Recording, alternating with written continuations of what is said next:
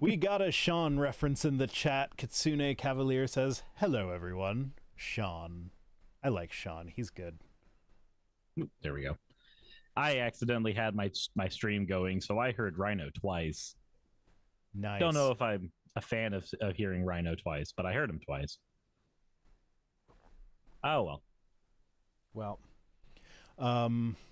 So in our continuing series of I try alcohols that I've never tried before, Okay.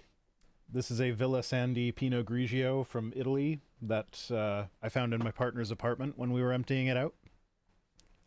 It's mediocre. It's mediocre. Oh, It is mediocre. I'm gonna try a thing. Can I just dupe Windows capture? Nope, that's the wrong Windows capture. There we go. I am so happy that the last 2 weeks you've been the one with the tech issues. Yeah. Look, I'll take all the tech issues off of you, like Jesus apparently died for our sins, and that apparently makes it better, or so I've been told. I mean, I am still trying desperately to make our levels match, which is frustrating as fuck. But yeah, no, that I think we're approximately equal. I see you at -3 decibels on my end, and I'm at I see you at -8 decibels on my end, and I'm like right above that on my end, which at least it matters not for you, but it matters for me. So I see us both hovering around -15. But I've got both of my volume sliders or my gain sliders almost all the way up.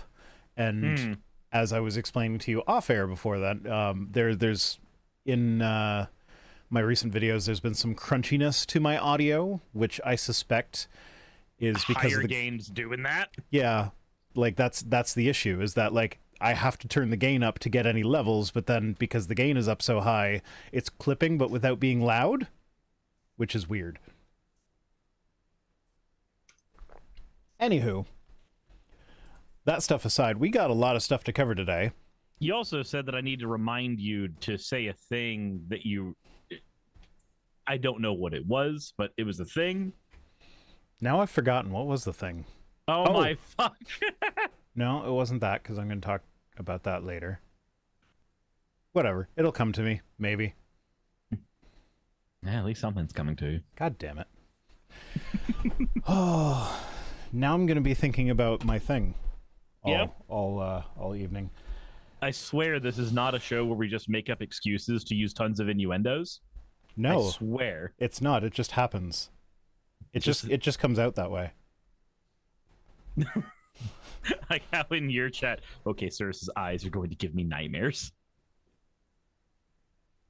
Yeah, that's an interesting expression on this one. I mean, the eyes are actually following better. I think your eyes are tracking better than the previous models on this one. I think it's more that because there's less detail, because it's a pixel model, it's easier to tell when the eyes are floating around.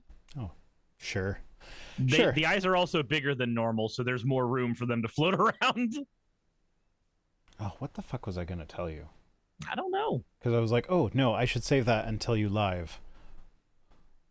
And then I knew I would forget, so I had you remind me, and then I forgot anyway.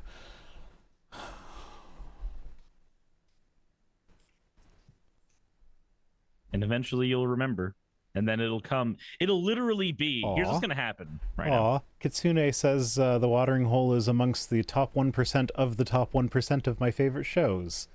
I'm glad you enjoy our incoherent ramblings so much. I feel like here's what's going to happen.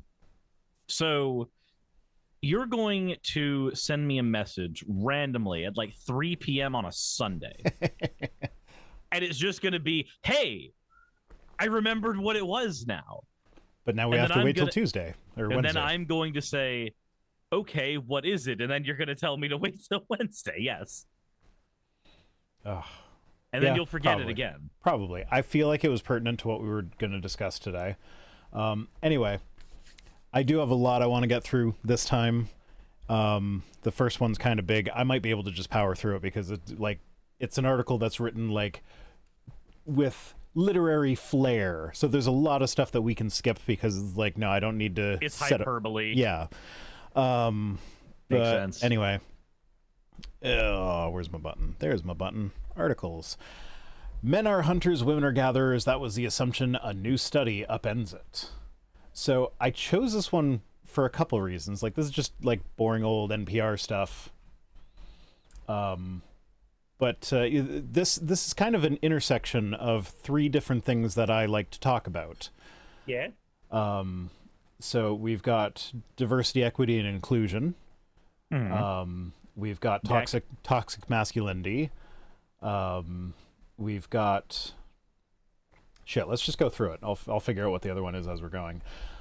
So that's been kind of the default assumption going through, is that men are the hunters, the women are the gatherers. If the women do any hunting at all, it's just like opportunistic. While they're gathering, they saw a squirrel that they thought they could get, and they decided that boiling the squirrel at home would work. Yeah.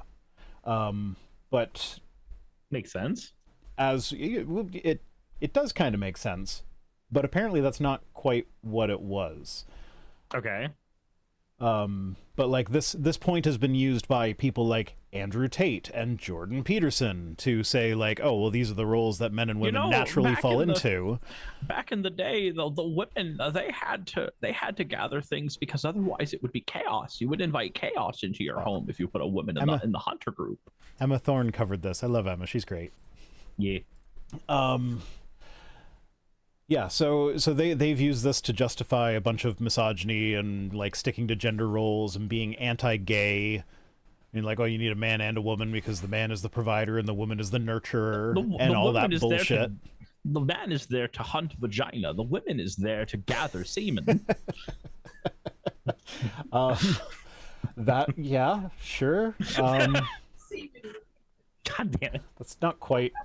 That's okay. Anyway, so the general sense among scientists had been that these they're talking about anthropologists who, we can't study ancient humans and their behavior directly because they all died. So the best way for us to figure this out is to find modern analogs of ancient societies. So like find societies that still exist in a hunter-gatherer kind of lifestyle. Yeah. And so anthropologists since the late 1800s have been going to live in these hunter-gatherer societies, and they've been writing down their accounts and taking notes and stuff like that. And nobody's really done a systematic review of that to see what the proportion of women hunting to men hunting typically is. They've just kind of assumed that the men are the ones doing the hunting. They just had a little bit of qualitative data that they were working with the entire time. Yeah. So as Robert Kelly, the professor of anthropology at University of Wyoming, he said no one has done a systematic tally of what the observational reports said about women hunting. It's just always been assumed that it's the men that do the hunting. So Carol Wall-Scheffler went through a bunch of these accounts from anthropologists going back to the 1800s. And did not use summaries of the accounts. They actually went back and combed through the accounts themselves to get the direct writings of the people who were taking the observations to see what kind of what we saw, or to see what was there. So what they found is that in 79% of the societies for which there is data, women were hunting. And not just opportunistic killing the animal that you see while you're gathering, they were out hunting big game, the large mammals that we typically think of as being the male-dominated hunting thing. I mean, it kind of makes sense when you think about it, because so if you just think about it logistically, right? Not every single man or woman in any society has a mate, and not every society is built in such a way that all spoils of every hunt, gather, etc. are shared equally amongst everybody. Yeah. So it makes sense that some women, if they wanted things like game, would need to go fucking kill it. Yeah. Well, there's also the fact this is something that I've harped on when talking about transgender related issues is people would be like, oh, sex is a binary, you're either male or female. It's no, it's a bimodal distribution with like most people are male or female, but there's like this whole distribution of things in between. And with regards to things like, oh, well, the men are typically stronger and the women are typically weaker or whatever, again, that's a bimodal distribution. So there are going to be men who just won't be hunters. There are going to be men who are going to stay at home fixing the roof or whatever and like gathering berries and shit. No, there wouldn't have been There's going to be roofs, a man who's sitting there going, game has no flavor, but blueberry cobbler from picking. Exactly, yes. There's going to be men like me who like, I don't want to kill a big animal. I'm happy with berries and shit. Like, I'm not one of the hunters in this hunter-gatherer society. I would only be an opportunistic hunter. Like, here, if something walks onto your property, nobody's going to blink an eye if the deer just doesn't make it off your property. But I don't tend to take my crossbow out just randomly. Yeah. Yeah, I like this quote. It says, the vast majority of time, she says, the hunting was purposeful. Women had their own toolkit. They had their favorite weapons. Grandmas were the best hunters of the village. I just love the mental image of, like, little old ladies hunting elephants and stuff. Now, Sonny, do you see this? This here is called a woolly mammoth. I'm going to kick its ass. And then we're going to feast. Yep. Jesus Christ. This wine is actually less than mediocre the more I drink it. The more I drink it, the less I want to drink it. That's not the way alcohol usually works. In my chat, Americhick is pointing out that the study did show that women, regardless of motherhood status, would hunt, and not just small game. They joined the big game. So, like, even a mom, even a mom of like a freshly born child would just be like, "All right, stay in the cave, honey. I need to go spear a dinosaur." Oh, not a dinosaur. All right, Hovind. All right, Hovind. Chill out. No, this time it's ham. Oh, there's my partner saying that she's the hunter and I'm her prey. Ah, Rhino the power bottom. Got it. It wouldn't be a stream with us if we didn't discuss one of us pegging. Nope, it would not.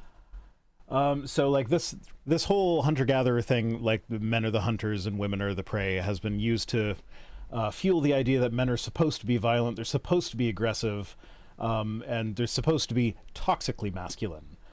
So the man is supposed to be the sole provider or whatever. But even that, like, even if you consider men are the hunters and women are the gatherers, when you actually look at hunter-gatherer societies, I forget where it is in here. Oh yeah, like since the mid-1960s, they started realizing that in hunter-gatherer societies, most of the calories in their diet came from the gathered stuff rather than the hunted stuff.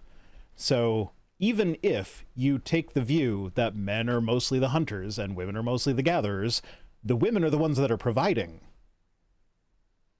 They're doing most of the providing, so women are still the providers in that scenario. And again, that just makes sense when you can say, even our current meals, with the abundance of meat that we have, you tend to fill out your meals with rice, potatoes, veggies. A higher percentage tends to go there. A higher percentage, even more so, would go there if instead of having meat at the supermarket or meat just, grazing after the agricultural revolution, you have meat that is trying desperately to claw you to death tooth and nail because you're trying to throw a spear at it.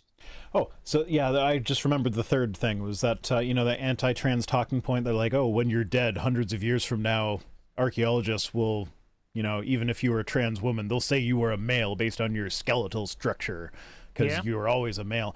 Well, there was an instance of, one of the skeletons, it's somewhere in here. I don't know. I'm probably not there yet, but one of the skeletons they found it buried with hunting implements. So everybody at the dig site just assumed it was a man, and they referred to it as a man. But it wasn't until they did a protein analysis of the tooth enamel that they found that it had female chromosomes. So now the skeletal analysis did examining the hip angle or whatever the fuck. It did suggest that it was female. That came out like a week after they discovered, or they did their initial analysis or whatever. But that was like, it was still considered inconclusive because, again, with skeletons, it's not binary, it's a bimodal distribution. Not everybody who is male has this angle hip, and everybody who is female has this other angle hip. There are some men just have birthing hips, okay? My mother had 3 C-sections. She could not give birth without a C-section because her hips are too narrow. She's got male hips. So it's like somebody's going to dig up my cis female woman mother in 300 years and say, oh, that's a man because her hips are the wrong angle for a woman. That's funny as well. So I just got curious because it's one of those things where I've always been like, even if so, bullshit. So I never looked things up. Yeah, well, but ultimately, even if that was true, this is one of those cases where it's like, yeah, but the archaeologists 300 years from now, like, I don't care if they misgender me after I'm dead. It's like how I want you to talk to me now. So I looked at I just Googled this for shits and giggles, and one of the first things that popped up is the pelvic bone is not reliable enough to identify a male or female skeleton. Because of this ambiguity, archaeologists often refrain from definitively identifying the sex of a skeleton until there's further proof to corroborate the decision. That's why they analyze the proteins in the tooth enamel on that skeleton. Again, all I'm saying is there are some men who have birthing hips, and I've watched some weird animations that have come up in my Twitter feed about that. Yeah. Heidi in the chat saying same thing. Who cares if they find my skeleton 100 years from now? They can label me whatever the fuck they want. It doesn't matter to me. I'm dead.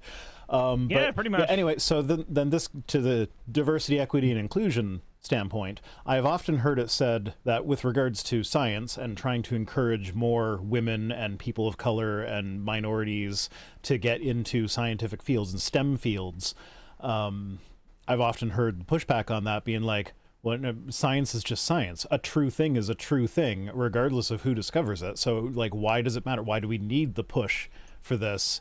Why, like, how is that possibly going to matter? Well, this is one of those instances where, so just look at looking at the data over time, it was mostly men that were the anthropologists that were going to live with these hunter-gatherer societies. Where are the men going to end up integrating best into the society? They're going to integrate to the male side of the society. With the male side. So they're going to go hunting with the men, and then they're not going to see the women hunting because they are hunting with the men.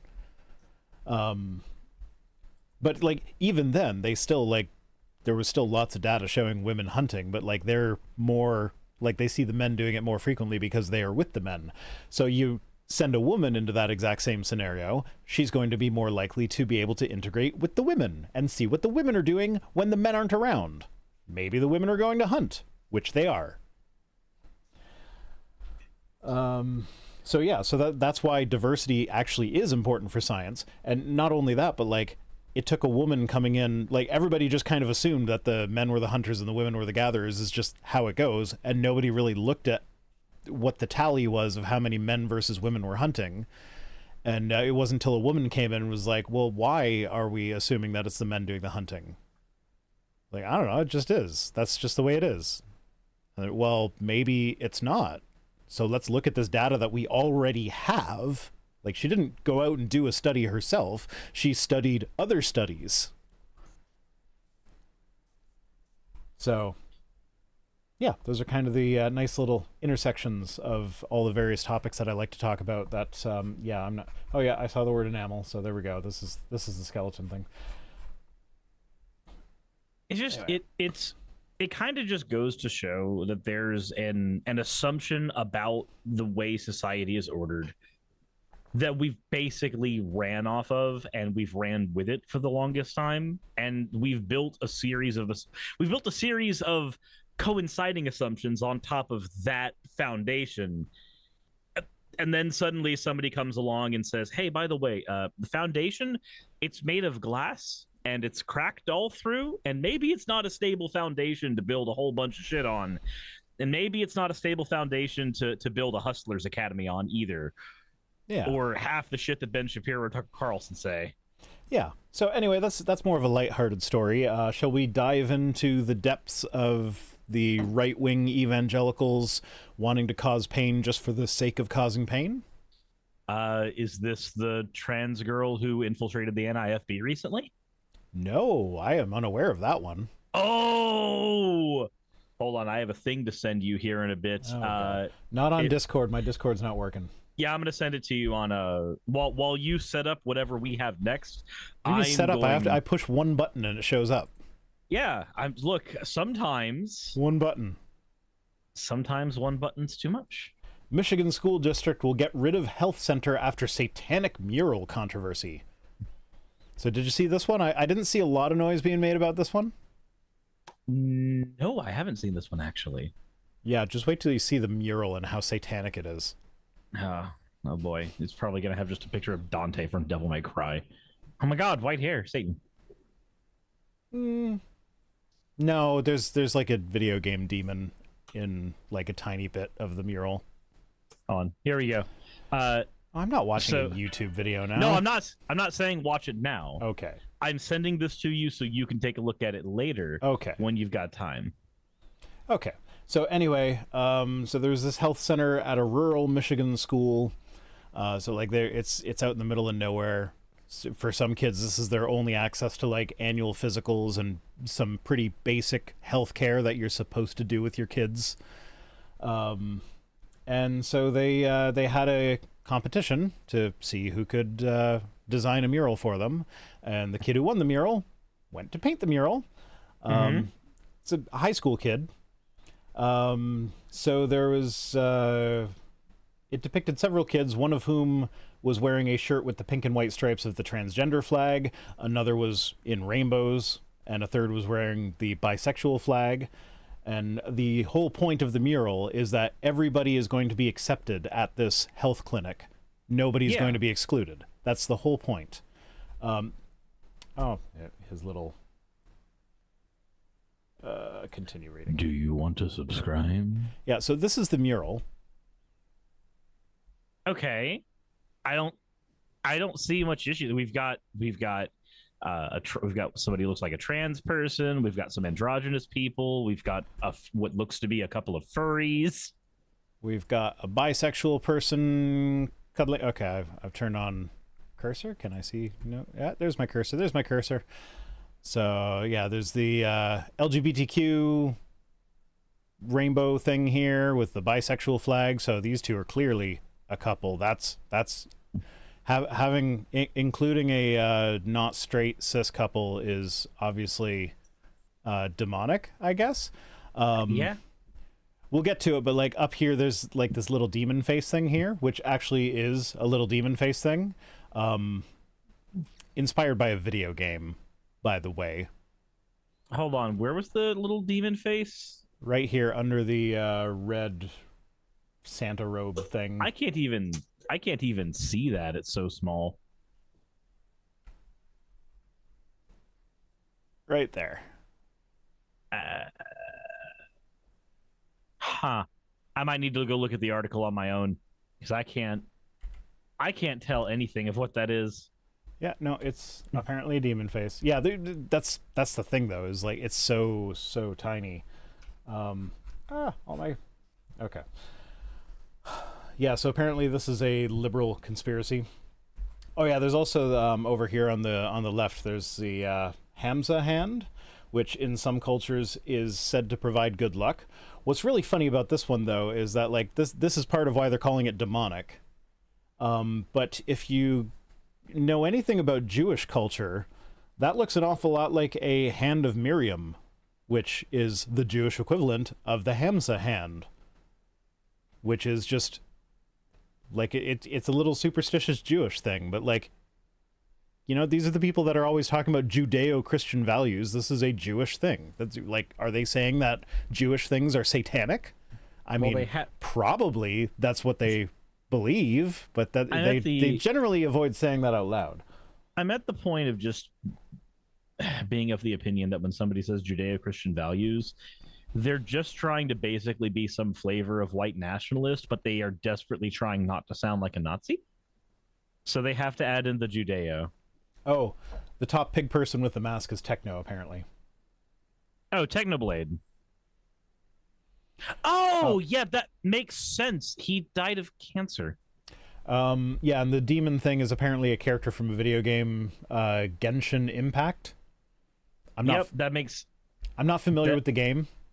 I am very familiar with the game. Okay. Yeah. So she just threw a video game character in her mural. And when you get to the end of it, like, apparently it wasn't in the original design. It was just like while they were painting it, they noticed that there was like some blank space that they didn't account for in the small version that they submitted to in the contest. So they're like, okay, they were just filling it let's up. just fill it in. I've been asked for a close up on the hand of Miriam. So let's you're gonna make me, god damn it, I know none of you guys even noticed this, but I was like measuring pixels to make sure everything was exactly the same, and now I have to go like move it. So it's this guy. Wait, come on, where's my cursor? Oh, what, making sure every one of your articles is exactly the same? Yeah, but the sizing of the articles is how I tell which one to cut. Right here is the hand.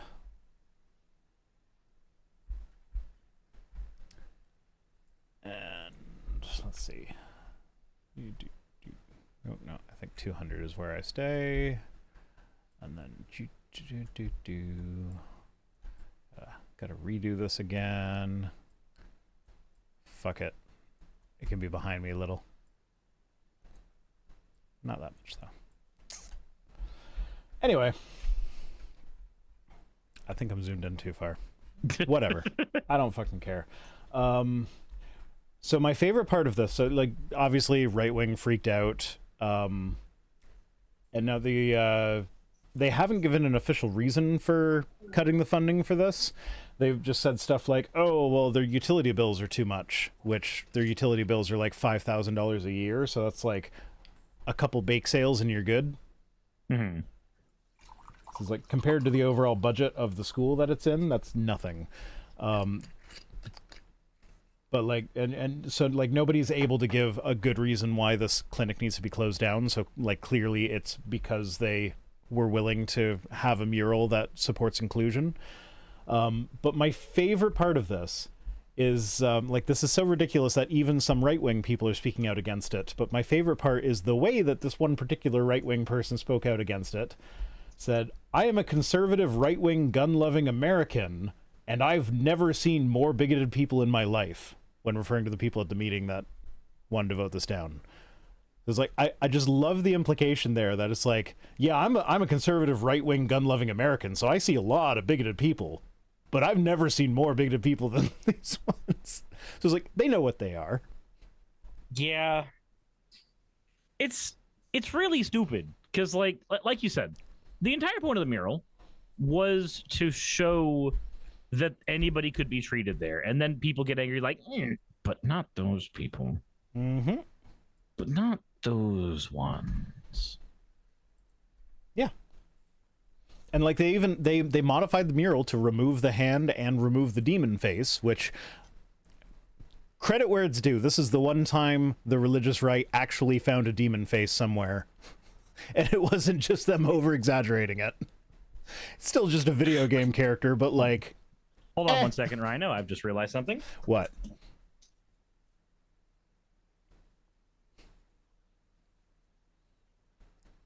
I wait with bated breath. Master baited. So I'm the master of baiting my breath. I think he's gone. He's not listening to me. I can say whatever the fuck I want about him right now. Sarah, show me your tits. Show me dem titties. Okay. I'm not as... I assume that he's better at entertaining you guys alone than I am, because he actually does this regularly. But, yeah. Here I am, all by myself. All by myself. And my partner just made a like damn it motion because she was about to start singing that and I got to it before her. Stop jerking off on stream. Well, I mean, I've got an unconscious Cirrus right beside me showing all that cleavage. It's kind of his fault for dressing that way. Because toxic masculinity or whatever. So yeah, this whole mural thing is just a complete disaster where they're like, they didn't give a good explanation as to why they were getting rid of it. Oh, here, we're back. Rhino, we're back. If I told you that in my haste to be on time for this, because I'm terrible at planning, I had put a lasagna in the oven. And I had left the plastic lid on top of the lasagna. Aren't you supposed to leave it on for like the first hour?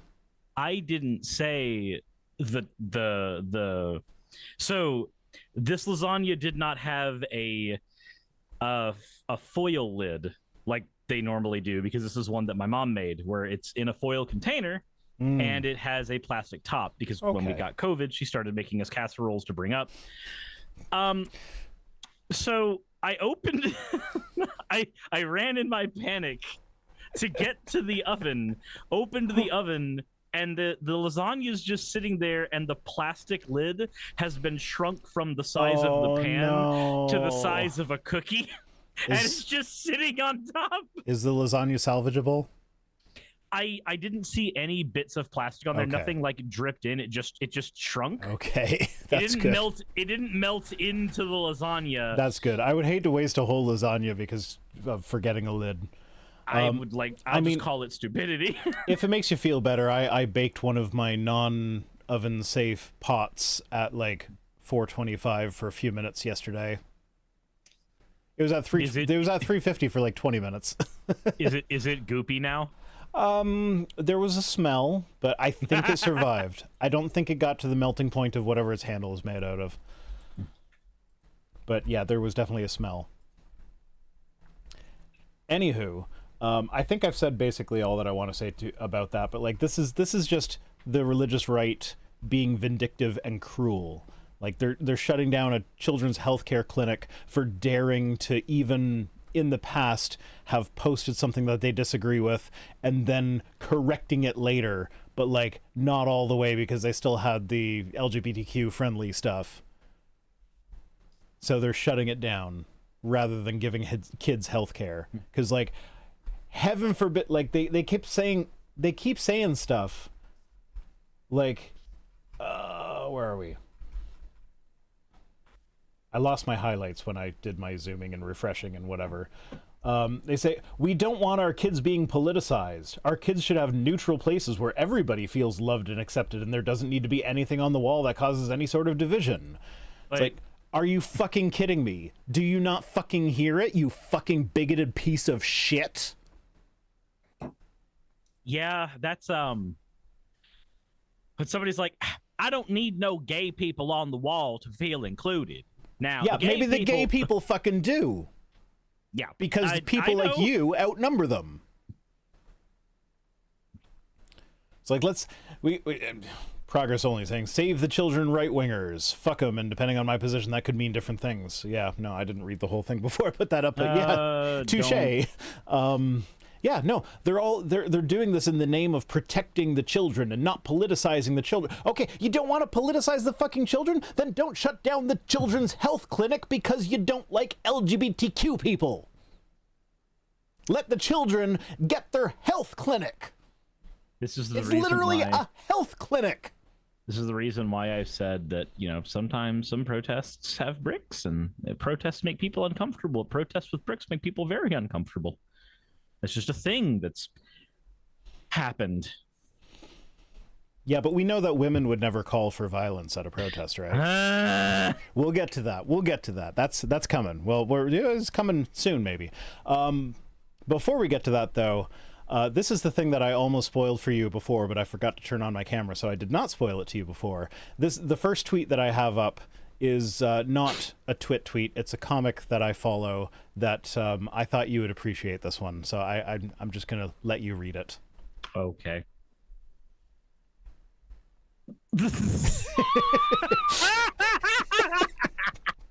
Sonic the Hedgehog getting his appendix out.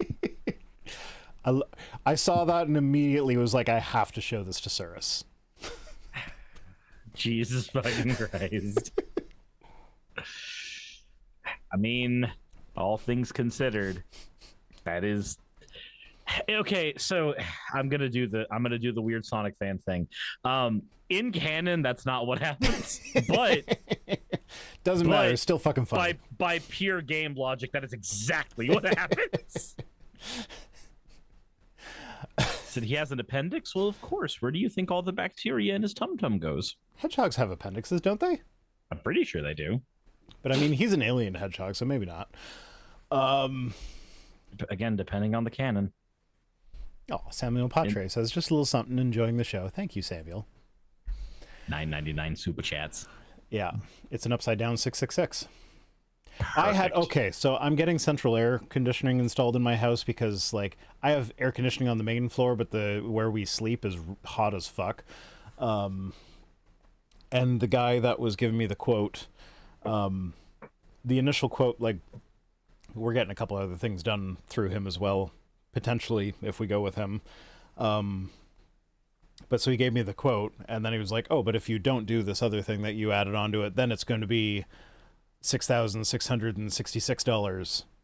And it, like, came out to exactly, and I made a joke about how, like, oh, well, I like that number better. And he did not get it. He just took that as, I'm a cheap bastard who wants the cheapest thing possible. And then, like, on the official quote that he emailed to me, is like, he didn't even give, like, different options of, like, this is the better air conditioner, this is the this is the middle of the road air conditioner, this is the cheap one. He just went with the cheap one. I'm like, come on, guy, at least give me options. When? All right. Anyway, moving on to Mark Driscoll. Yeah. Okay, I almost like canceled the whole show at, like, all the news things and all the tweets and made it about this one tweet because I stumbled upon some stuff that I feel like we could have some fun with for entire episodes just from what I found from this. So he says Christian movies continue to outperform at the box office while woke agenda big studio releases flounder. So I saw that and I was like, okay, they're talking about The Sound of Freedom. How much did The Sound of Freedom make? So I started looking into it. Sound of Freedom, so far, like, as of right now, is sitting at about 50 million at the box office. Which, wait, only 50 million at the box? Yeah. Wait, I mean, that's a good chunk of change, but, like, I wouldn't say that that's doing better than the woke big studio. So like, I looked at the rest of them. Well, let's see, where are we?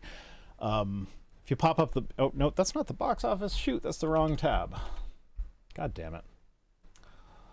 Where are we? That's my tangent.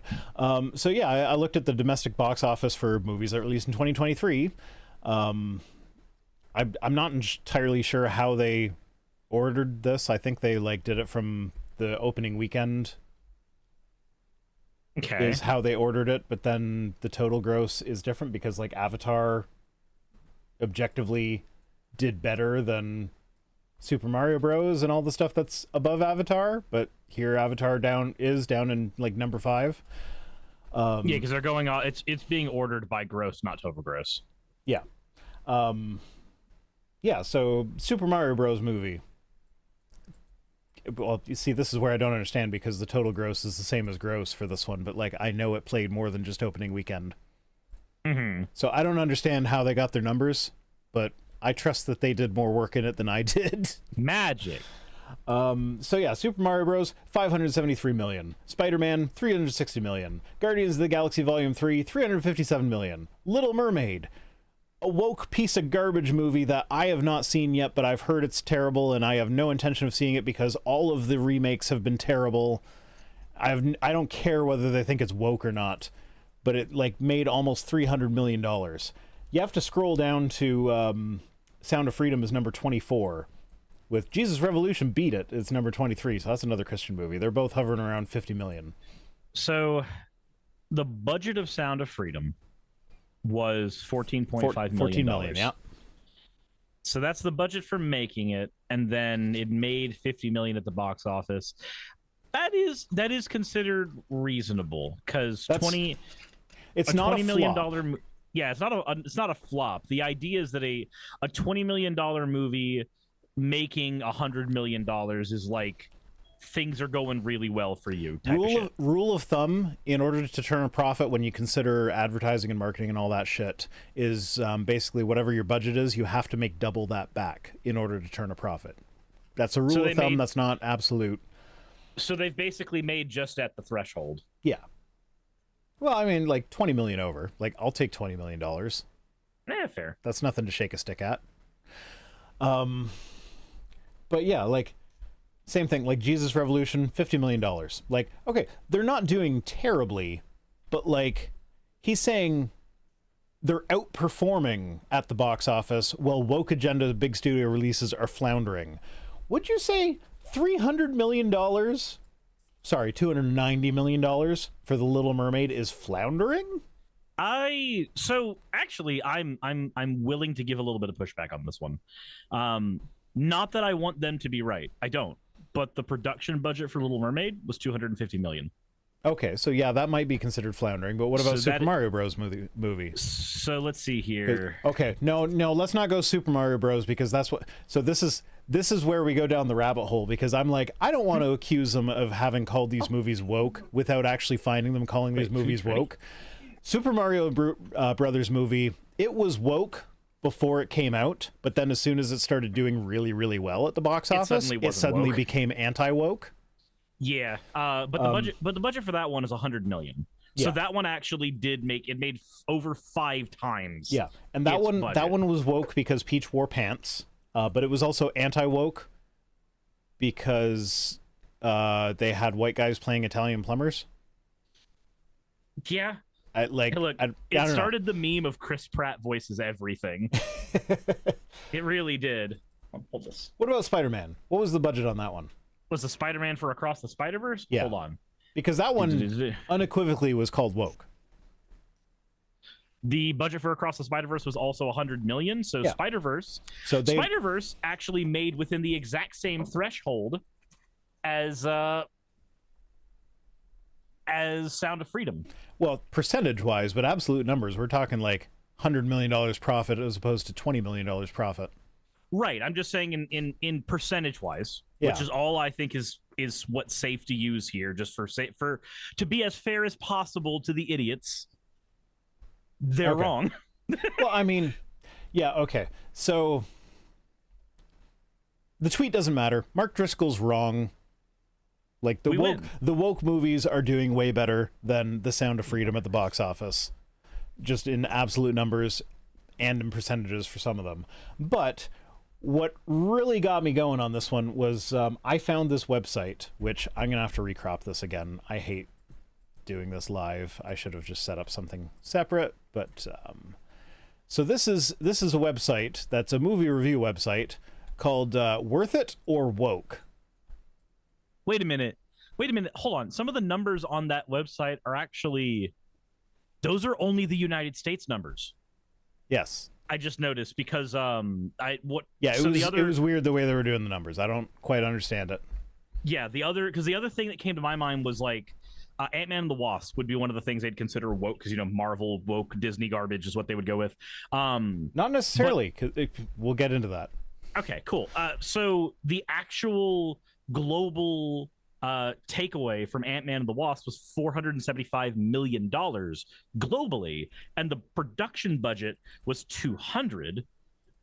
Okay, so this is all just domestic numbers. Yes, those are only domestic numbers. So this isn't even. Oh, wait a minute. Does Sound of Freedom even have any Sound of appeal? Freedom? No, Sound of Freedom was just American. Wouldn't that movie even have any appeal outside of our borders? It did not. If you click on it, we've got so yeah, domestic is 49,400 whatever thousand. International dash. Jesus. But okay, who fucking cares? This is a website that's movie reviews called Worth It or Woke. I love their tagline. It's called, "If it ain't woke, don't miss it." I don't think they understand what double negatives are. If it is woke, miss it. Yeah, Yeah, no, that actually... No. If it ain't woke, don't miss it.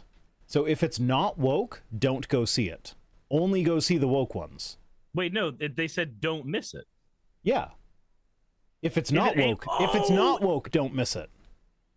If it's not woke, don't miss. Wait, I don't know. Whatever. Wait, no. You're Was I wrong? You're wrong. Okay. If it's not, that's what they're going with. If it's not woke, then you should go see it, is what it's saying. Anyway, this is a whole... Double negatives are stupid. Yeah, they are. This is a whole movie review site. Let's see. Where are we? Is this the right one? No, that's not the right one. Whatever. Who cares? This is a whole ass movie review site that is dedicated to telling you which movies are woke and which movies are not woke, so that you can go see the not woke movies. And it's hysterical going through the very, like, let's see. The movies, the website's not very well organized. It's hard to find stuff in it. But let's see. Woke rating. So let's see what they rate as woke. The Witcher is woke. Carnival Row is woke. Power for our fryer. What? That's not... Okay. Elemental. Let's see what they say about Elemental. So they've got this whole thing of woke elements. Sarah, stop listening to the person who sucks your dick and listen to me. God damn it. That is a way of wording that. Yeah. We have a we have one of those two-sided extension cords, and there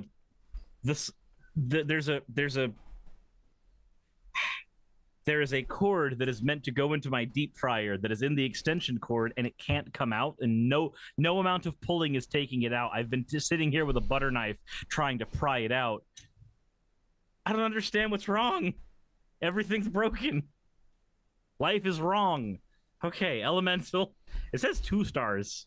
Yes, 2 stars. They've got it labeled as woke. And then they have a whole section at the bottom for woke elements. It's like Elemental is the woke perfect... elements in Elemental? Yeah. Well, they have this category for every movie that they do. So, like, Elemental is the perfect metaphor for the leftist view of diversity. Here you have the mostly peaceful and cohesive society filled with a diverse group of people from whatever. What's okay. How is diversity woke? We literally just live in a diverse society. So Mario, they labeled as woke-ish. Fellas, is being born in New York woke?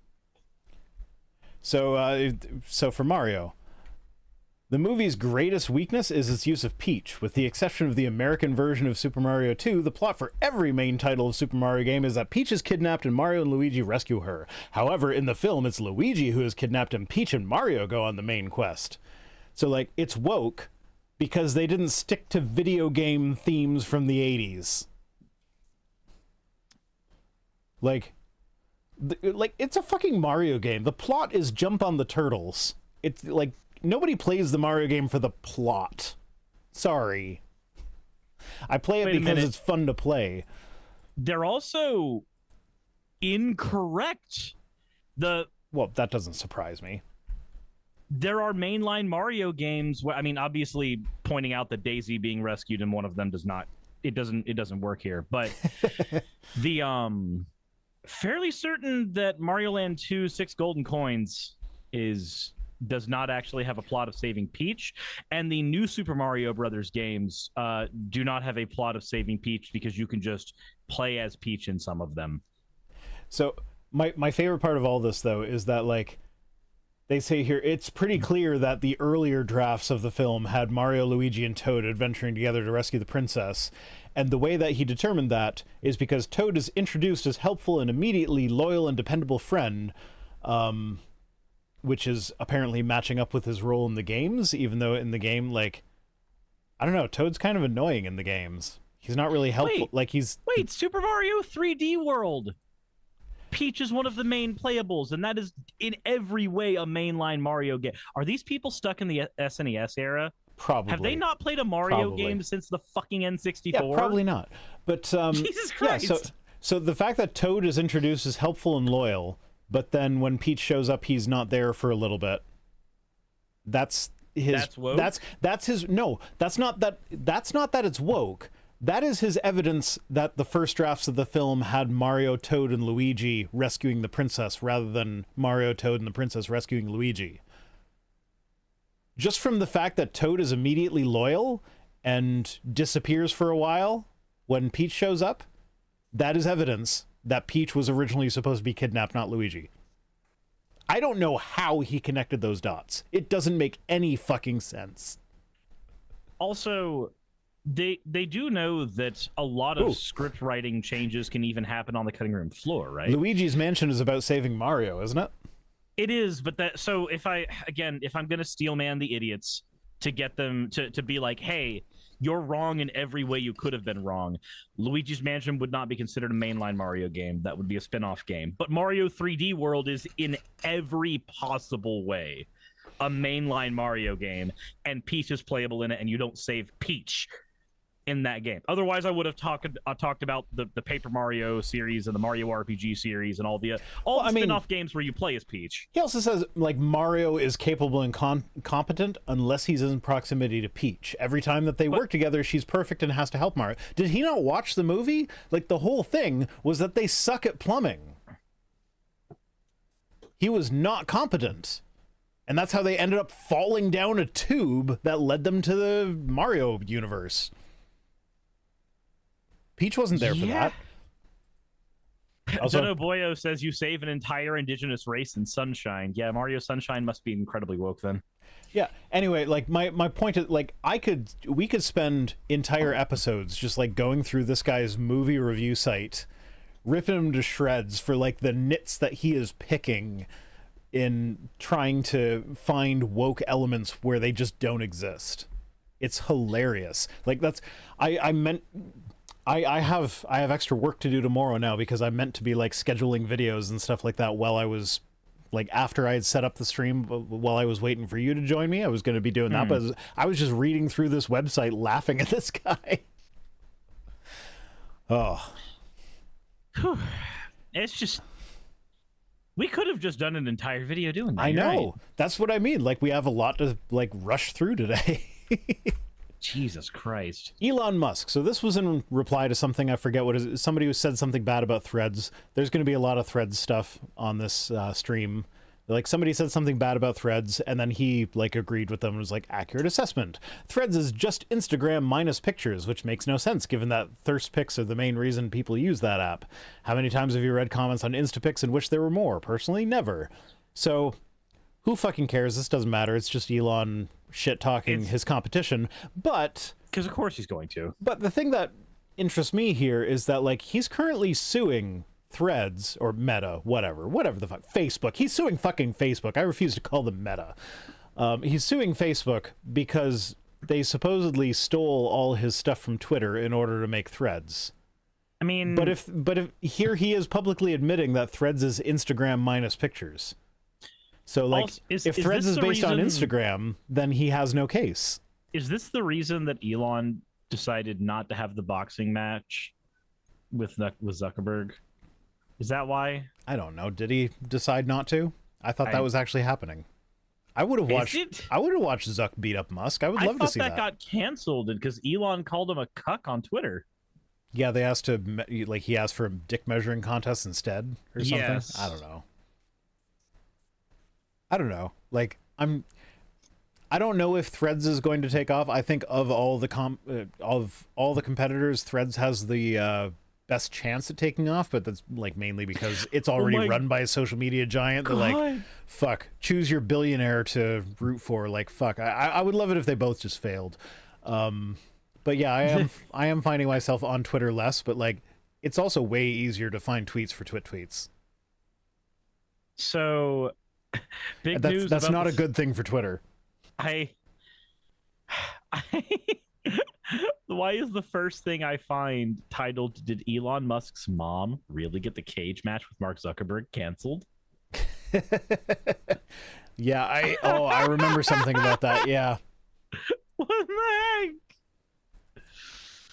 heck? What is this? Scott Delahunt said for their dick measuring contest they need micro calipers. God, MMA Mania also saying times out. Elon Musk's mommy just canceled the UFC fight. Oh my god. Shenshini saying the dick measuring contest tweet was real. Part of it was real. It was modified later to like make it funnier. And there was like somebody put a Zuck response in or something. I forget what. So there are fake versions that are going around, but he really did challenge him to a dick measuring contest. But like I would love to see Zuck beat up Musk. Like not that I like Zuck, but like he would absolutely kick Musk's ass. I mean, of course he's going to. So here's the thing. Which do you think wins in a fight? A robot or a reptile in a flesh suit? Well, I'm just thinking like from what they have presented themselves as actual people, Zuck like works out and does intense challenges and shit, like physical challenges. Whereas Musk is like a big man-child. So like Zuck would win hands down. And like it's not that I want Zuck to win, but I would love to see Musk get beaten up. Jesus Christ. Italy denies offering the Colosseum fight for Elon Musk. Scott Delahunt says 500 Quatloos on the robot. Love the Quatloos reference. He said Reptile is a fairly decent fighter. I don't know about Tribot. Maybe Smoke version would be ideal. I don't know. I love Mortal Kombat. Have you seen the original Gorn? No, I haven't actually. Yes, you have. Come on. The original fight between Captain Kirk and the Gorn? No, I actually haven't. So you I haven't seen that? So I haven't. Oh my god, that's classic. I haven't seen any of original Trek. Okay, you don't need to watch the whole episode. Just watch the fight. It's fucking hilarious. It's like in slow motion, but accidentally. Jesus. Oh god, just Google Kirk versus Gorn, and just watch that one fight. It's amazing. I need to. Okay, so here. I'll do you one better. As soon as I'm done with Next Generation, I'm gonna go and watch original Trek. And I mean, I wouldn't necessarily. Okay, maybe this is because I grew up with Next Generation rather than original, but like I've seen most of the original series. I don't think it's worth watching the entire thing. Like there's some really good episodes. But like for the most part, it's just campy 70s sci-fi. I'll see if I can stomach it. I managed season 1 of Next Generation without too much issue. That's fair. Next season 1 is pretty rough. Are you telling me Data isn't fully functional? Oh god. I'm telling you, it got better when Brent Spiner figured out that, well, I don't know if it was Brent Spiner or the director, but someone figured out that doesn't have emotions is not the same as clinically depressed. So like as soon as they figured that out and he could actually like, you know, act without emotions instead of acting depressed, it became good. I just sent you the Kirk versus Gorn fight. Oh, okay. You can watch that later. I'll watch your video if you watch mine. All right. So again, like I said, there's going to be lots of thread stuff. So this is Emily Saves America, who says on you're right, Threads. I have seen this. Who says on Threads, she says it's exactly like Twitter, but with way more censorship. Like, why are you on Threads then? Like you're by threading this? I don't know. That's stupid. By tweeting it on Threads, that's just like that's going to help Threads. That's not going to help Twitter. Like if you want to help Twitter, you got to not be on Threads. But also, like, who fucking cares? Like, I'll go to the one where most people go to because that's kind of my job. Yeah, but like that's the ultimately, thing about being my life would be better if both of them just died. The Zuckerberg and Musk, or their websites. Let's go the legal route and say their websites. Also, I realize I have seen this entire fight but not as a single video, but as a series of GIFs. Okay. Yeah. Yeah, so I know what this is now. Yeah. Kirk's classic double-fisted punch thing. Holding the rock above his head. Oh, I love that they make fun of that in Lower Decks. Lower Decks is fucking awesome. I love it. Jesus. And what's great is Lower Decks is approachable, because my partner does not like Star Trek, but she liked Lower Decks. She did not get all the references that I was getting, so like there would be times when I was giggling and she didn't know why, but she still loved Lower Decks. Well, maybe not loved, but she enjoyed it. It was a good little 20-minute show that we could watch without, like, you know, you don't have to pay deep attention to figure out what's going on, so like you can get high and just relax. Yeah, Trouble with Tribbles is the 100% just for laughs episode. That's a good episode. I enjoyed Trouble with Tribbles. If you watch one original series episode, that's the one to do. And then keep in mind it's not serious at all. It's not even meant to be serious. I need to watch Lower Decks at some point. Oh, you haven't watched it yet? It's so good. It's ridiculous. But it's like, it's Star Trek and ridiculous. And it seems to... Lower Decks seems to like Star Trek better than some of the actual Star Trek shows. I mean, it's still like it is canon. Like the actual live action actors show up at one point in, I think it's Strange New Worlds. Mm-hmm. So it's not like it's not canonical, but like there's so many nods to ridiculous things that have happened in Star Trek. Like they have a whole episode where the cetacean ops feature heavily. Are you familiar with cetacean ops? No, I'm not. There's like one shot in Next Generation where you can see a schematic of the Enterprise and they have cetacean ops, like whales and shit. And it's never explained, it's never brought up, it's never a plot point, it's just on the schematic. And because Trekkies are Trekkies, they took that and they were like, there's got to be like a whole deck of the Enterprise that's like flooded with water and they've got like super intelligent whales running shit there. And Lower Decks took that and ran with it, and there's like entire episodes where they go to cetacean ops and chat with the dolphins that are there. Oh. And it's amazing. Fair enough. So I guess the whale department. And that's one of those things where, like, if you're a hardcore Trekkie and you know what cetacean ops is, you get the reference and it's hilarious. But if you're not a hardcore Trekkie, it's just a goofy thing that this stupid cartoon is doing. And it's still fun. So it works both ways. Fair enough. Anyway, Linda... So from Linda here. Linda Yaccarino? That's an Italian last name. I'm always kind of iffy with them. I think it's Italian. She's the CEO of Twitter, if you're not familiar. So this is shortly after Threads launched. She says, on Twitter, everyone's voice matters. If you pay $8. Whether you're here to watch history unfold, discover real-time information all over the world, share your opinions, or learn about others, on Twitter, you can be real. If you pay $8. Because if you don't pay $8, they're going to limit what you can see. I don't know. Are they still doing the rate limit? I haven't, so I've never hit the rate limit, but maybe I just don't use Twitter enough. I don't know if they're still doing the rate limit. So I never hit the rate limit, but I think that might be because I don't actually use the app. I found that I was using Twitter too frequently, so I uninstalled the app and I just go through the web browser on my phone. Okay. So like maybe there's something where it can't rate limit as well with the web browser as it could with the app, but since most people use it with the app, that's the only way they did it. I don't know. So I never actually hit it myself. But like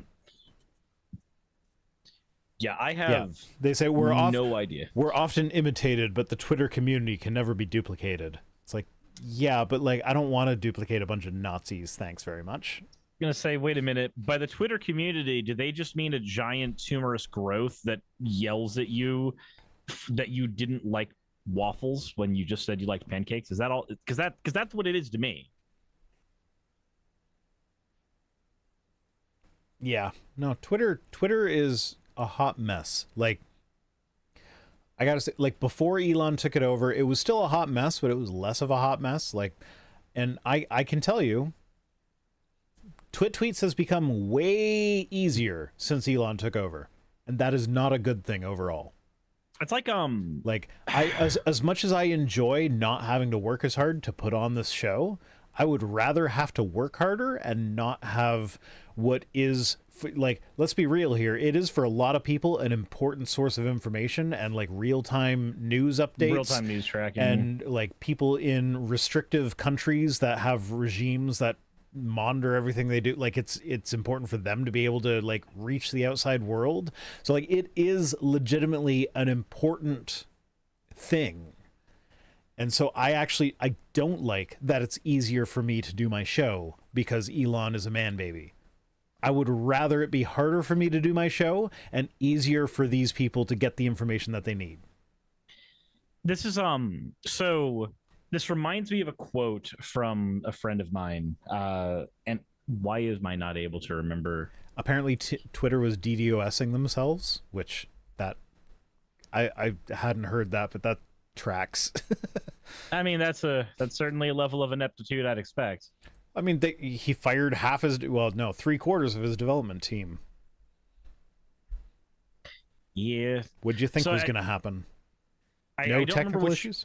I don't remember what friend of mine it was that made this quote, but it was there was a when Call for an Uprising was doing his like direct threats to me and my family on his channel. A friend of mine made a video about it and went, okay, look, as much as I want Call for an Uprising to stay on this platform, because he says really fucking stupid things and it's hilarious and I get to make content about it. But at a certain point, you go just a little too far. And that's what we're talking about today. So like I've heard the sentiment of like, well, my job's easier, but that's not necessarily a good thing. Kitsune, why do you have to say that? It says it would have been easier for Vice to do his show when Hitler was in power too. You're not wrong. Yeah. And then Kitsune followed up with OG's Call. I do remember Call for an Uprising, only vaguely, so I don't really remember the specifics, but I knew the name when you said it. Every single video. This is a call for an uprising. I don't know how to soundproof my basement. Hey, don't criticize sound quality when I opened this one being like, I don't know, I might sound like I'm clipping, but the levels don't show that I'm clipping, but stuff's going on. I don't know what's going on. I don't know. Are we the same levels? I don't know. I will say this, when it comes to sound, it is not difficult to take blankets and shove them onto the wall. Just do it. Fair Just point. do it. Like when it's a mechanical issue, when it's a microphone peaking or something like that, that's one thing. That requires some technical prowess. It does not take technical prowess to have a stapler and a blanket. Oh, I still have marks on my ceiling from when I hung up the curtain in this area. Razor in my chat just said blankets are a poor man soundproofing, and Razor, as a poor man, my office is layered in fluffy blankets everywhere. Well, so I'm actually I want to paint the wall behind me white, and I want to get rid of the yellow and blue foam stuff and replace it with actual like proper, like this was just the cheapest foam I could find on Amazon, so it's probably a fire hazard. It's the you pay $15 for a pack of 12 shit. Yeah. So it's probably a fire hazard. So I want to get like a proper fireproofed one for behind me, and like maybe set up an actual proper set behind me for streaming and shit. Mm-hmm. I don't know. Hang blankets up. Anyway, next, Lucas Weinman says, try a salad or two. This was in response to a person posting this picture, which this was in response to the whole Jonah Hill thing. Mm-hmm. She was like, here, this is me in a bikini, fuck you, whatever. Where the dude freaked out about like his girlfriend being a surfer and also posting pictures of herself on the internet, which she did before they started dating. Yeah. So like maybe don't date people who have profiles that you don't like. Like, that's not you setting a boundary. That's you being a controlling asshole if you do it after the fact. Yeah, I'm not actually even before the fact.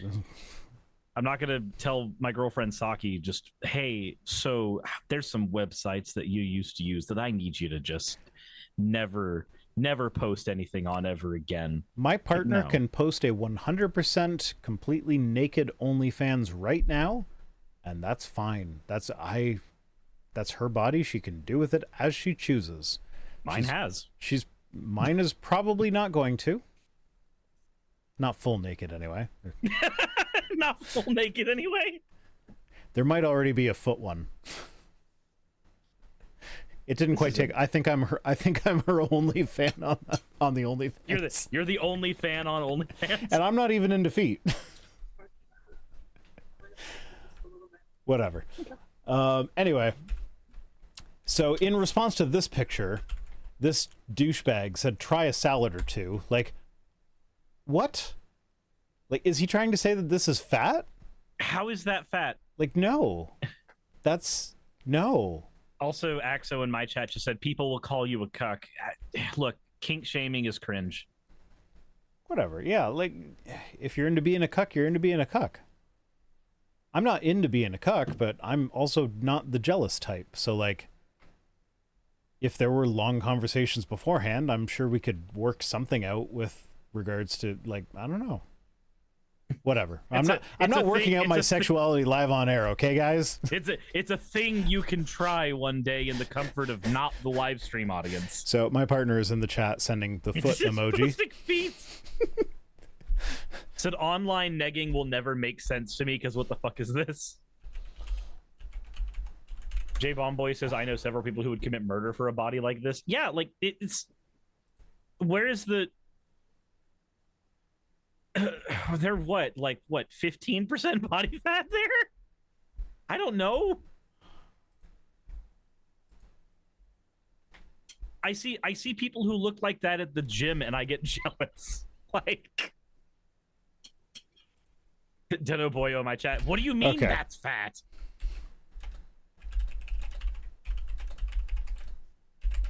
I just want to get in the head. I just want to get in the head of somebody that looks at someone like that and immediately starts thinking that the first thing to do is start attacking them there. I posted the link to my partner's OnlyFans, which is just her feet. So if you really want to go there, like, I don't think she's posted anything in a while. January was her last post. Now she's going to feel the pressure to actually post shit. Wait, are we Shannon queuing your partner? Maybe. For those who don't know, for people who want like old atheist content lore, Shannon Q did not post a single video on her channel until all of our communities. I was at like 200 subscribers or something when this happened. All of our communities like combined got Shannon to 1,000 subscribers on YouTube before she ever posted a video. And she finally just acquiesced and went, okay, fine, I guess I'll start posting content. Yeah. So anyway, so this person said try a salad or two, apparently to try and say that this is fat, which it is absolutely not. It's not. So Samantha was like, well, why don't you post a pic, bro? To which Lucas responded, pay me first, hooker. I think you got who's the hooker in that scenario backwards. Like, if you are the one requesting payment to post a picture, then you're the hooker. Welcome to sex work, Lucas. So my partner with her OnlyFans is in the chat saying my hyperfixations don't last long. I was like, yeah, she did that for a couple months and then forgot about it. Actually, not even a couple, like 1 month. Jesus. Maybe she'll get back into it now if a bunch of you guys sign up. Anyone who's in the chat who's into feet. We've actually been talking about this. Like, this is such a conversation. So back in January when like she was actually posting stuff or whatever, I was like, I kind of want to promote you, but I also like don't want to be like, hey, I'm Vice Rhino, so if you want to see my partner's feet, Like, that just seems weird. So I'm glad that it came up today. Then what you're supposed to do, you're supposed to post feet. Nobody wants to see my feet. She doesn't even want to see my feet.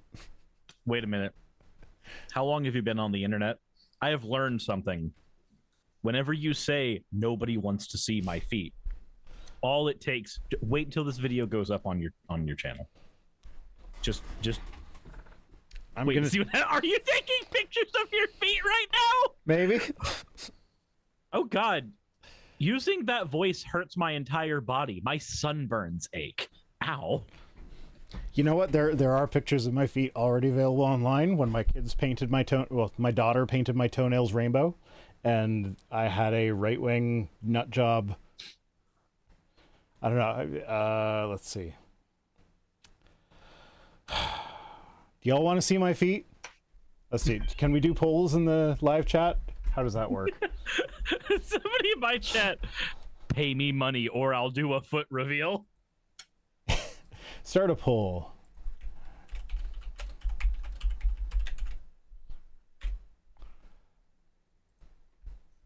I've started the poll. If you want to see my feet, vote yes. If you don't, vote no.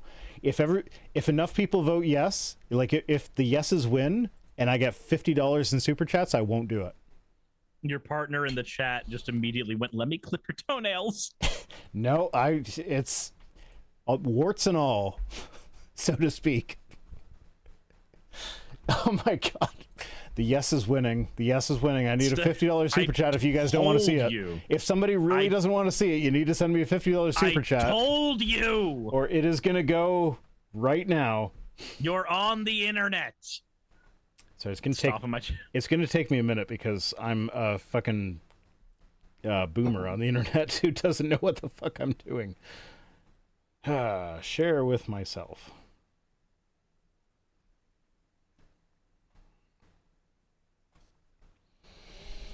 Dun, dun, dun. Yes is still winning. Mirlana says, but if Rhino shows his feet, like all things that show up in Cirrus's streams, they'll get turned into girls. That's not inaccurate. You have too. Yeah.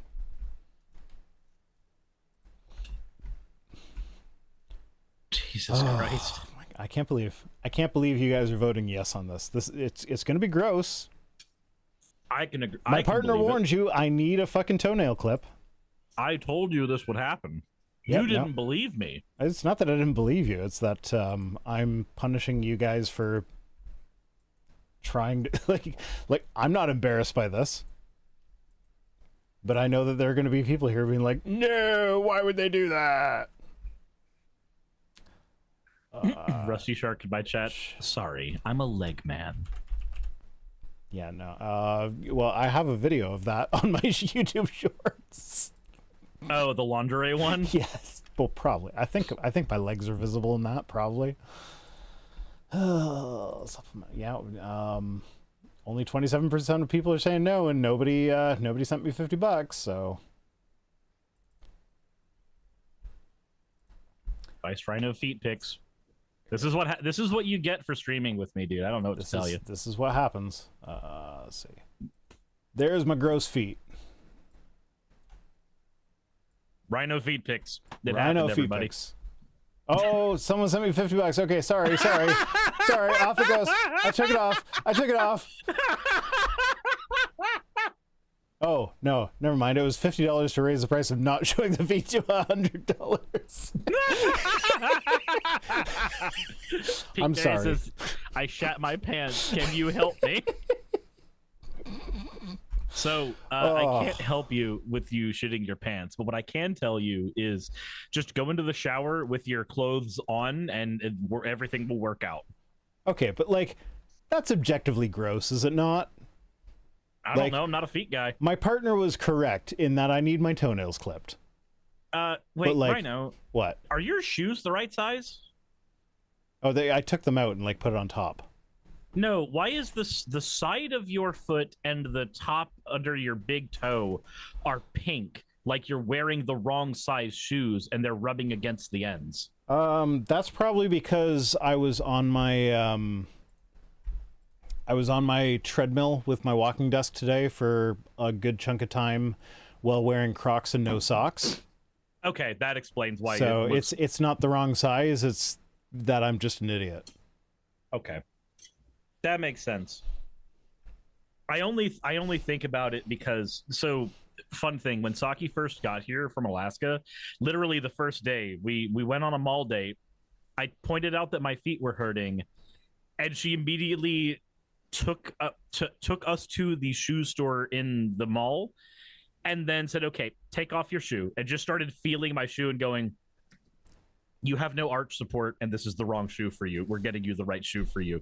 That was the first thing we did together, was her correcting my fucking shoes. So my partner, I one of the most excited moments she had with me was when I turned to her and I said, hey, I should probably stop looking like a slob when we're out in public, because I don't want you to be embarrassed about me. So let's go to the mall and you can buy me a new wardrobe. And she was so excited. And then I got like 3 shirts and was like, nope, I'm done. I can't do more shopping. She still wants to get me shoes, because like I wear nice clothes now, the clothes that she likes, but then my shoes are just like these old beaten up shoes that are just like good for wearing or wearing while mowing the lawn. They're just work shoes. Yeah, basically. I mean, they were really expensive shoes, but like they are now several years old, and you know, shoes are only supposed to last so long. Anyway, the quartering comes up next. It says, babies deserve a mother and a father, not to be sold as an accessory for gay couples. The 2 men are adopting a newborn baby. There are untold thousands of mothers and fathers on waiting lists. This is willingly giving the child to suboptimal conditions to grow up. That's why. That's why what? I don't know. This wasn't in response to anything, so I don't know what he was referring to. But he claims to have 2 gay dads. Yeah. He does. He doesn't provide any evidence to support that claim, and tweets like this make me think that he maybe doesn't. Look, Jeremy is a waste of human space. Yeah, I don't disagree. But so from what I've been able to tell, most of the research that says that you specifically need a mother and a father is what, 30, 40, 50-year-old research at this point. Like that, in most fields where sociology is concerned, that's considered old and basically useless research. Every time it's been studied properly, it's been found that kids that are raised by gay couples tend to do slightly better, not like way better, but slightly better than kids that are raised by straight couples. Oh, because they're measuring math, right? Or not math, but they're usually measuring education statistics, right? No, like just overall life outcomes. Like how many mental health problems do they have? How many, like how well do they do in school? Stuff like that. So, all sorts of different quality of life outcomes. The kids of gay couples do slightly better, not like way better, but slightly better than the kids of straight couples. So really, if you actually care about the kids, you should be harping on against straight adoption. You should only let the gay people adopt them.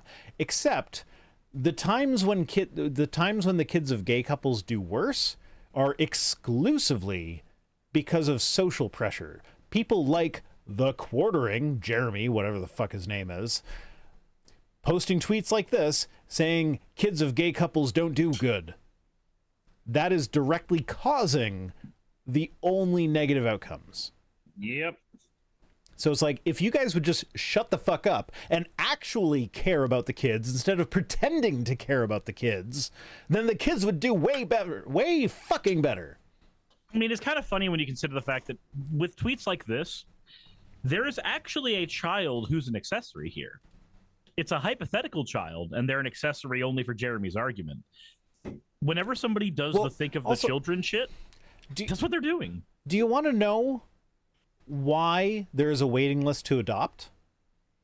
It's because straight couples are like, I don't want a baby that's older than 18 months. I don't want a baby that's been to the foster care system already.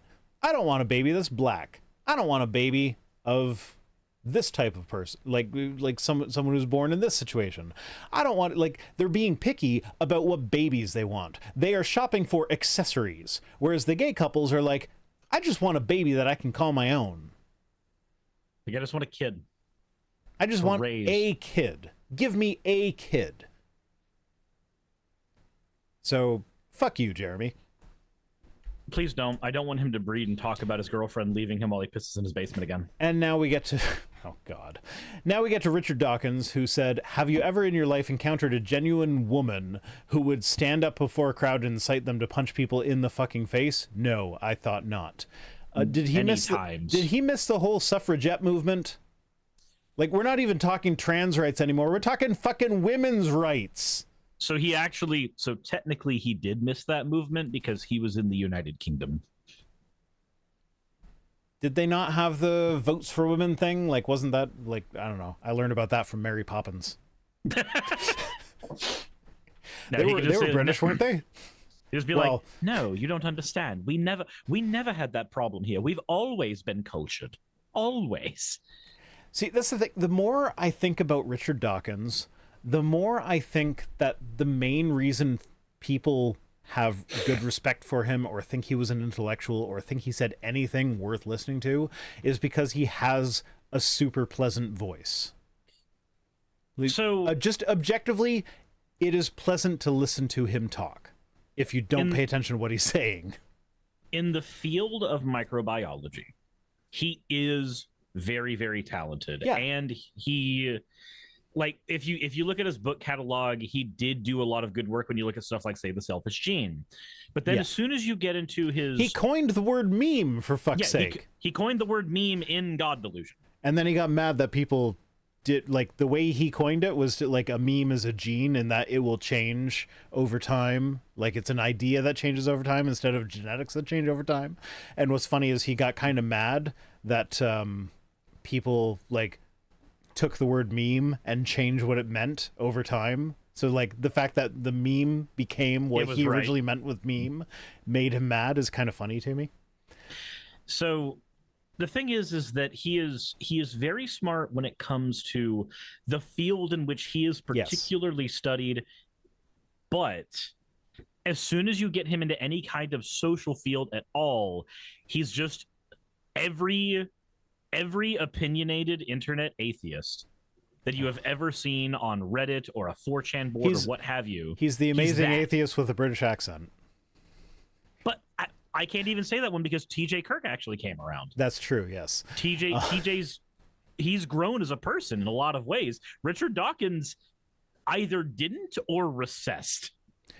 Yeah, so here's the thing. So my partner is not anywhere near as immersed into atheist culture as I am. But we listened to Thomas Smith of Dear Old Dads and Serious Inquiries Only and a bunch of other podcasts.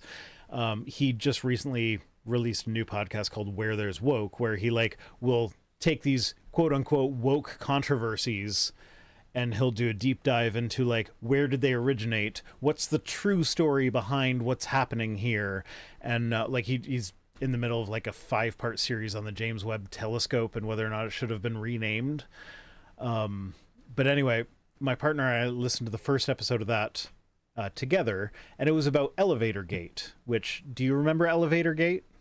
I remember I remember hearing about Elevator Gate, and I remember Aaron Raw mentioning it.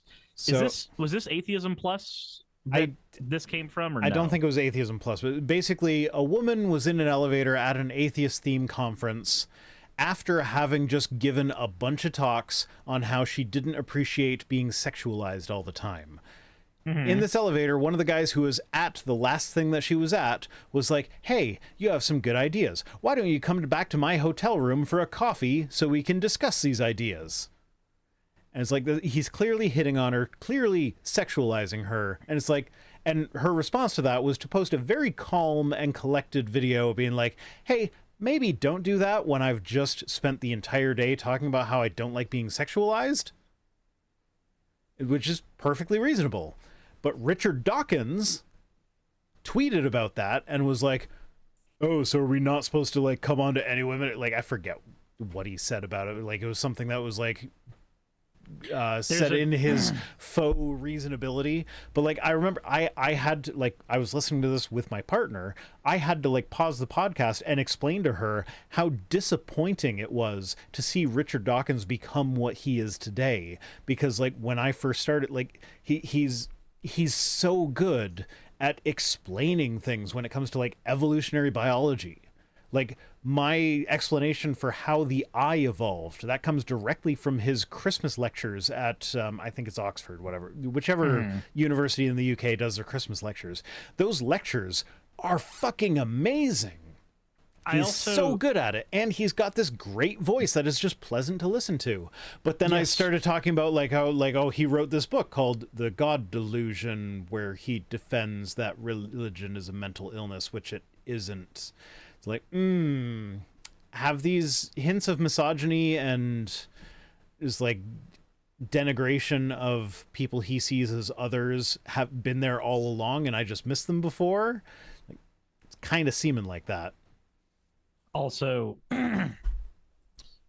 so I love how Richard Dawkins posts an article from unheard.com, which I had never heard of before.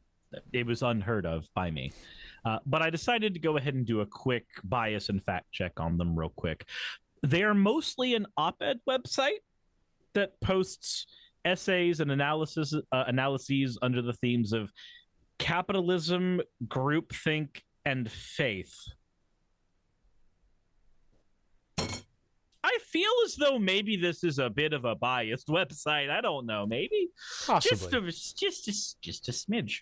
Possibly, but like he's saying, like, have you ever encountered a genuine woman who would stand up and incite them to punch people in the fucking face? Like, as if you can't be a genuine woman and have violent urges. Like, this goes beyond his transphobia and goes into like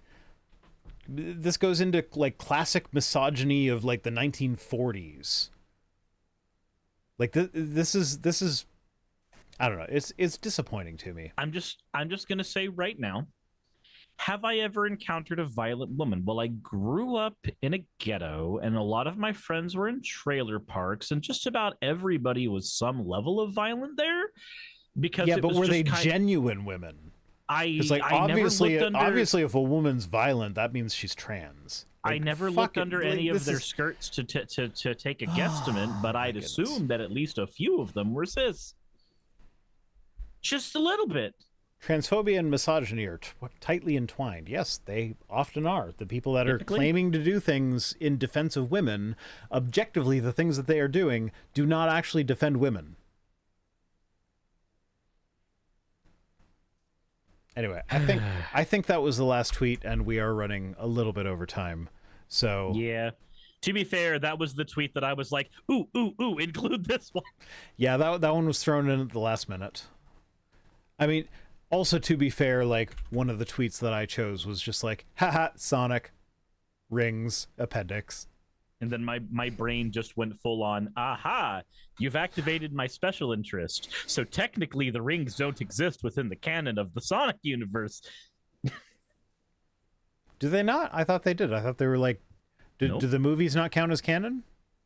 So the movies are not canon to the universe. The movies are their own separate universe.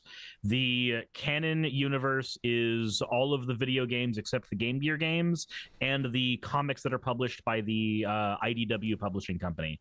Those are what is currently considered canon to the entire universe. The only mention of rings in any of the games is from Shadow the Hedgehog in Sonic Adventure 2, where he mentions that, hey, you go collect the rings while I take on the Bio Lizard. Very, very briefly. But it's not mentioned in any of the games past that, and the IDW comics themselves don't have a single ring anywhere in them at all, despite having about 5 whole story arcs on paper so far. So yeah, I think the weird as movies. shit. I think the movies did a better job of explaining why he drops rings when he gets hit. Because he just has them in his pocket. They actually had a couple moments where he got hit by something and dropped rings. Yeah, and it made sense in the movie. Though teleportation exists very easily in the movies and doesn't exist very easily in the actual Sonic canon. Okay. You need Chaos Emeralds to teleport in the Sonic canon. And the only thing those have done in the movie so far is turned him super. Okay, well, I'm not as hardcore into Sonic as you are. I will say though that the guy who plays Sonic, like the guy who does Sonic's voice, Ben Schwartz. Yes, Ben Schwartz. I love Ben Schwartz. He's great. Like he doesn't wonderful. do different voices, but the one voice that he does do is fantastic. I was very happy with the second movie when they went, okay, Knuckles is Idris Elba. Okay, I don't necessarily like that one, but then they went, oh, and Tails is Kalina Shaughnessy, and Colleen is the voice of Tails in the games. I was like, oh, that one I like. Yeah, you know what? I did like that they. So going back to the Super Mario movie, I liked that they had Charles Martinet playing two characters in the movie. Did you just call him Charles Martinet? Is it not Martinet? It's Martinet. I'm certain I've heard him say it as Martinet. I'm fairly certain, and I was literally like, it's a French name, so like I'm not saying you're wrong, but I'm saying that like I have resisted the urge to call it Martinet because I've heard it said as Martinet. Wait a minute. Wait, hold on. There's no way. I'm fully willing to be wrong on this one, but I'm Wait. I have always, in every publication I have ever heard, hear him say Charles Martinet, but literally Google just goes, sounds like Charles Martinet.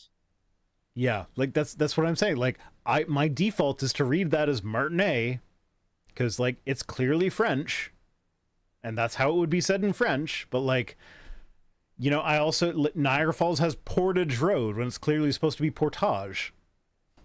Okay, so on casual Nintendo, it's pointing out that his name is actually pronounced Martinet. But that's casual. What's professional Nintendo have to say? And the Mario Wiki is also pointing out his last name is pronounced Martinet. Okay, cool. You're probably right then. Reality isn't gaslighting me. I thought you're probably reality right was then. Gaslighting okay. Me for a anyway, second my there. point was that I'm happy that he had a couple cameos in it. Roles. I understand why they didn't give him the lead. You don't. Are you saying you don't want that voice as like long-winded spoken dialogue? Apparently, that's how he got the job. If you listen to his interview and like how he just was kind of wandering in. Yes, because he does the whole like, "Hello, I'm a Mario. I make a spaghetti meatball." Yeah, like his actual words were, "I made a spaghetti meatball." He's so great. I love him. Oh yeah, because the job that he got was not in a game first. It was for an early version of what we would now know as a VTuber avatar in a booth. Yeah. And he had to make up reasons why Luigi wasn't there. Yeah. You need to go. Oh, okay. Anyway, I'm on hyperfixation street. This is dangerous. Anyways, as always, I will be researching Charles Martinet. Fuck off.